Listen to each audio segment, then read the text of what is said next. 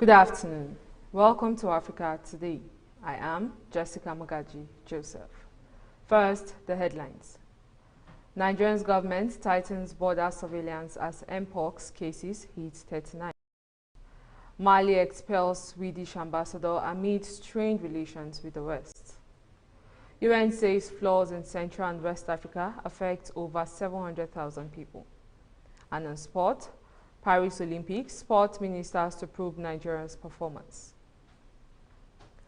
Now on the news in detail.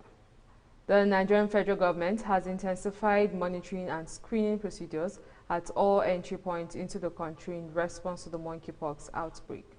The coordinating Minister of Health and Social Welfare, Mohammed Pate, disclosed this in a statement on Thursday, signed by his special advisor on media and external relations, Tashiz Kalma Halal. The Nigerian Center for Disease Control and Prevention on Thursday reported 39 confirmed cases of Mpox, but no deaths across 33 states and the Federal Capital Territory from the beginning of 2024. The coordinating Minister of Health and Social Welfare, Mohammed Pate, emphasized that the country has intensified monitoring and screening procedures at all entry points in response to the threat of Mpox, the SA said in the Thursday statement. Nigeria has taken steps to deepen multilateral ties with 5 Nordic countries and diverse sectors for mutual interest. Indications to this development emerged when the Minister of Foreign Affairs, Yusuf Toga, hosted his counterparts from Finland, Norway, Sweden, Iceland, and Denmark in Abuja on Tuesday. Some of the areas of focus include trade and investment, renewable energy, war against terrorism and violent extremism, education, science, technology, and innovation, among others. Speaking during a press conference, Tobias Billström, Minister of Foreign Affairs of Sweden, said the Nordic countries and Nigeria have long-standing tradition with strong partnership that dates back more than 50 years. Nigeria is not only one of the largest trading partners in Africa, it is also a stable ally in upholding international law and addressing issues of climate change and countering the spread of violent extremism in West Africa. The federal government said it has developed a mobile application called Mobilizer, which Nigerian youth can download on their respective phones to report crimes and criminalities. This would give security operatives comprising the Nigerian police, the military and other security agencies to swing into action to trail the criminals and bring them to book. The Director General of the National Orientation Agency, Issa Lanre, disclosed these at the National Counter-Terrorism Center, Abuja, on Wednesday, during a meeting with media executives and top editors. The meeting was convened by the center's national coordinator, Adamu Laka. Defense headquarters has said it has deployed its troops to farmers across the northern states, especially in the northwest and the north-central regions in Nigeria, to ensure a hitch-free farming season and tackle food insecurity and inflation. Director of Defense Media Operations, Edward Boba, disclosed this in a statement on Wednesday. According to him, the deployment has enabled several farmers to have access to their farms. With the commencement of the rainy season, troops are currently deployed in several of the northern, particularly in the northwest and northeast states, to protect farmers. The deployment has enabled several farmers access to their farm for a high-reach planting season towards a bumper harvest, he said. When we return, news from other parts of West Africa. Please stay with us. This is Hillstv.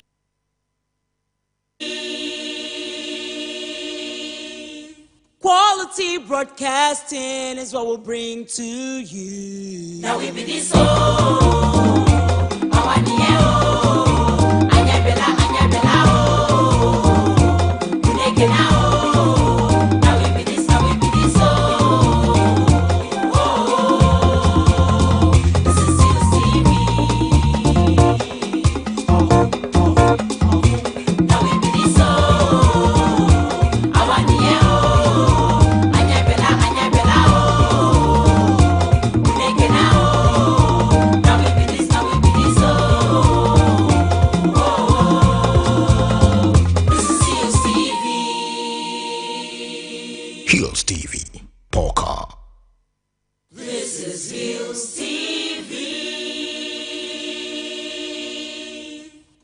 Quality broadcasting is what we'll bring to you. Now we be this oh,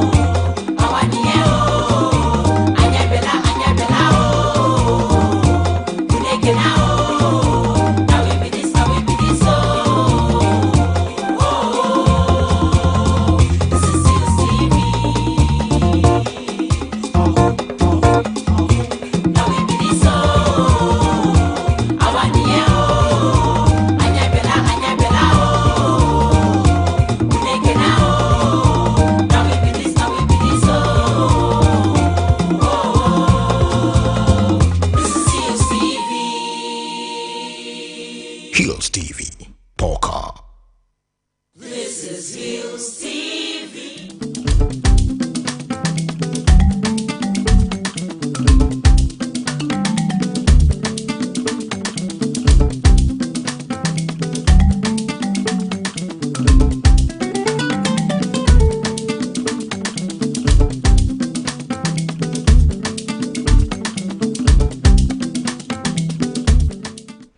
Welcome back.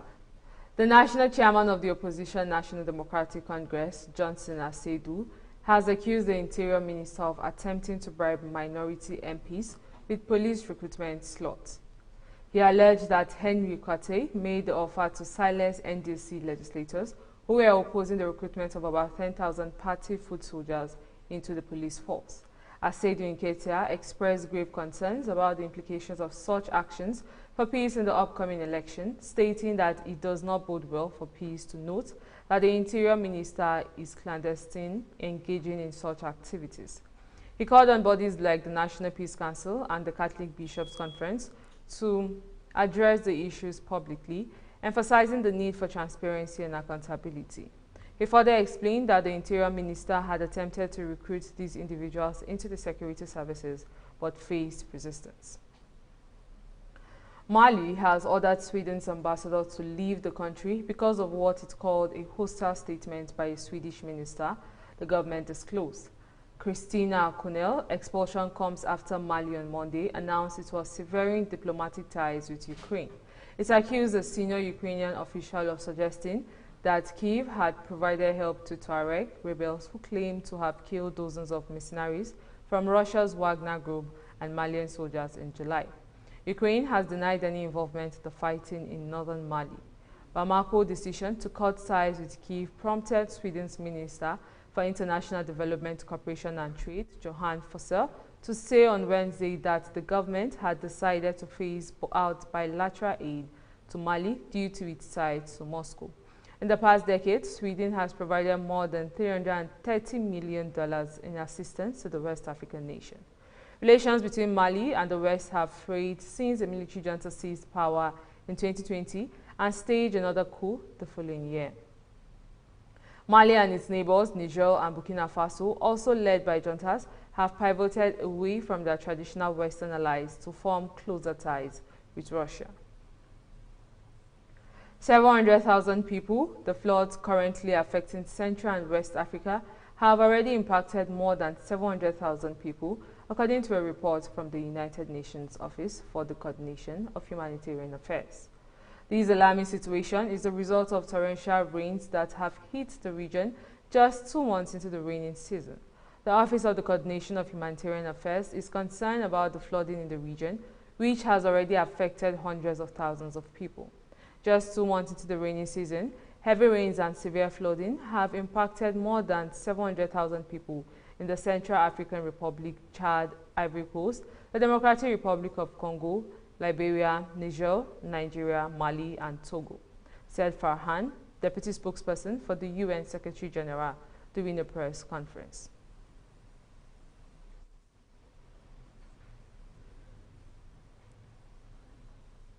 We have a large number of cases. The cases are increasing. The mortality rate is higher than. In response to the scale of the disaster, the United Nations, in collaboration with its partners, has intensified support to the government of the affected countries. The assistance provided includes food distribution, shelter, water, and sanitation services. The United Nations Central Emergency Response Fund has allocated $10 million this year to the governments of Congo, the Democratic Republic of Congo, and Niger. This aid is aimed at mitigating the effects of climate shocks, including floods which continue to threaten millions of lives in sub-Saharan Africa. We move to other parts of Africa after this break.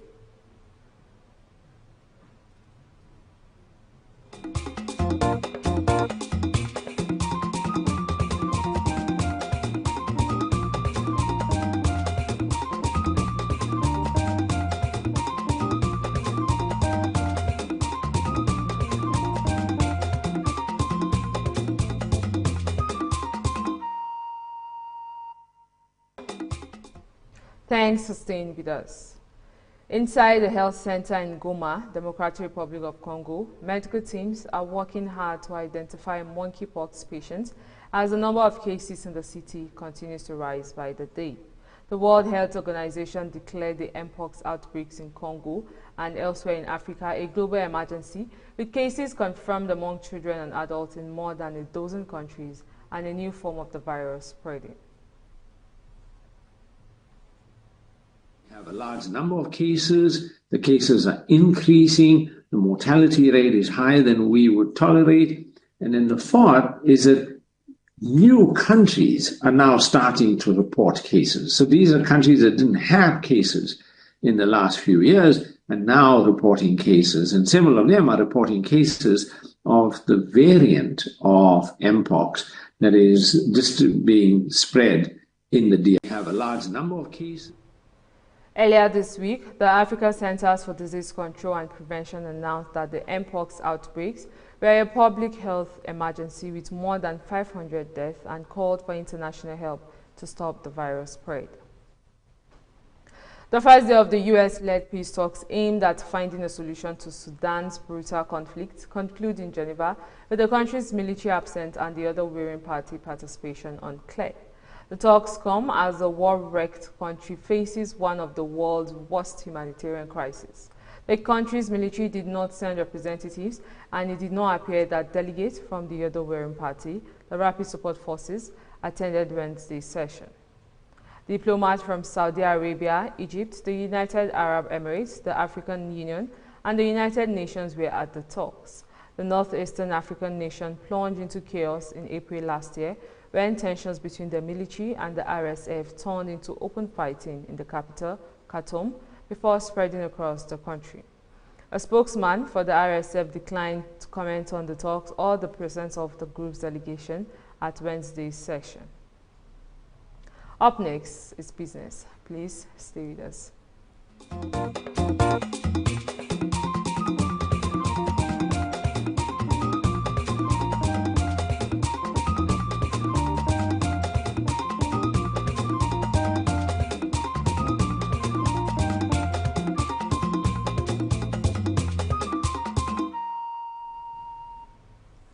Welcome back. On business news, the Nigerian Customs Service has been directed to start the implementation of the 0% import duty and exemption of value-added tax on basic food items. This was after President Bola Tinubu approved the implementation of 0% import duty and exemption of value-added tax on basic food items. The Ministry of Finance confirmed the approval in a letter to the Nigerian Customs Service dated August 8, 2024. The Nigerian Customs Service also confirmed the development in the document shared with newsmen on Wednesday, responding the Comptroller General of the NCS, Bashir Adeniyi, instructed officials of the service to commence enforcement measures. South Africa's unemployment rate increased by 0.6 percentage points from 32.9% first quarter 2024 to 33.5% in second quarter 2024, the Government Statistics Office reported. Africa's most industrialized economy has struggled to create jobs in recent years due to a long recession and, most recently, the COVID-19 pandemic. About 8.4 million people were out of work, up from 5.2 million in 2014. The number of employed persons fell by 92,000 to 16.7 million in second quarter 2024. The sectors which saw the most job decreases include trade, agriculture, and construction. Only manufacturing, social services and utilities added jobs. The figures are the first to be released since the May elections, which brought about in a coalition government which put reviving the ailing economic top of its agenda.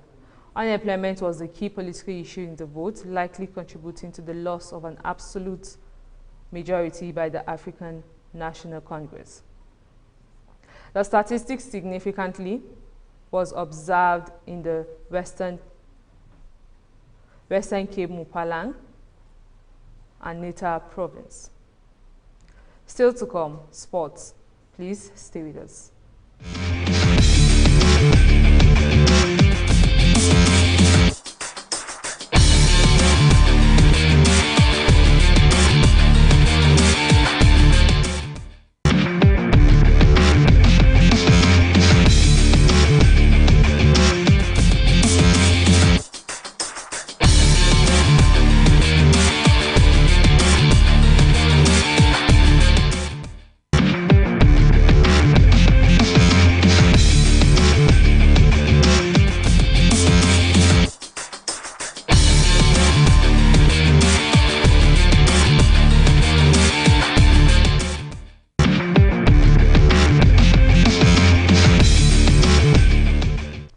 Welcome back. On Sport News, ex-Nigeria international and former Super Eagles, Flying Eagles, and Dream Team coach Samson Siasia says he would unveil plans for the next phase of his career following the end of his 5-year FIFA ban.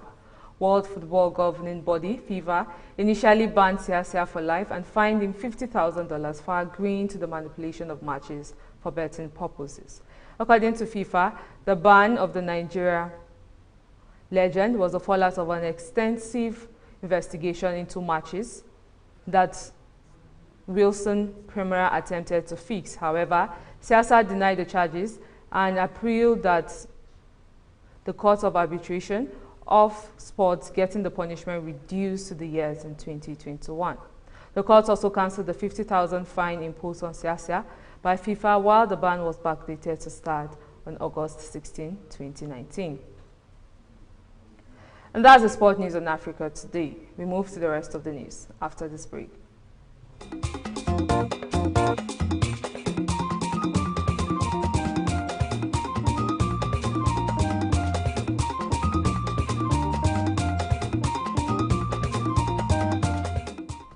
Welcome back. Now to the rest of the news. The World Health Organization said that more than 775 million confirmed cases and more than 7 million deaths from COVID-19 have been reported globally since the pandemic began. This was announced in the global statement issued in the Abuja globally during the 28th-day period. The number of new cases and deaths increased by 30% and 26% respectively, compared to the previous 28th-day period, with more than 186,000 new cases reported across 96% countries and over 2,800 new facilities reported across 35 countries.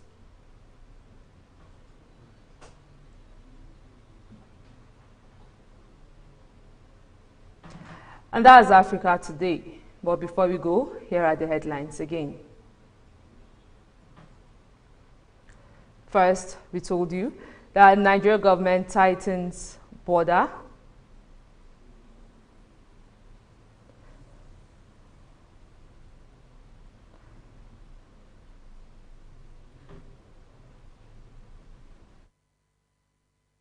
Mali expresses Swedish ambassador amid strained relations with the West. UN says floods in Central and West Africa affect over 700,000 people. And on sports minister to probe Nigeria's performance. Remember to visit us on Facebook at Hillstv Abuja, Instagram at Hillstv Abuja, and subscribe to our YouTube channel at Hillstv. I am Jessica Magaji Joseph. Thanks for watching.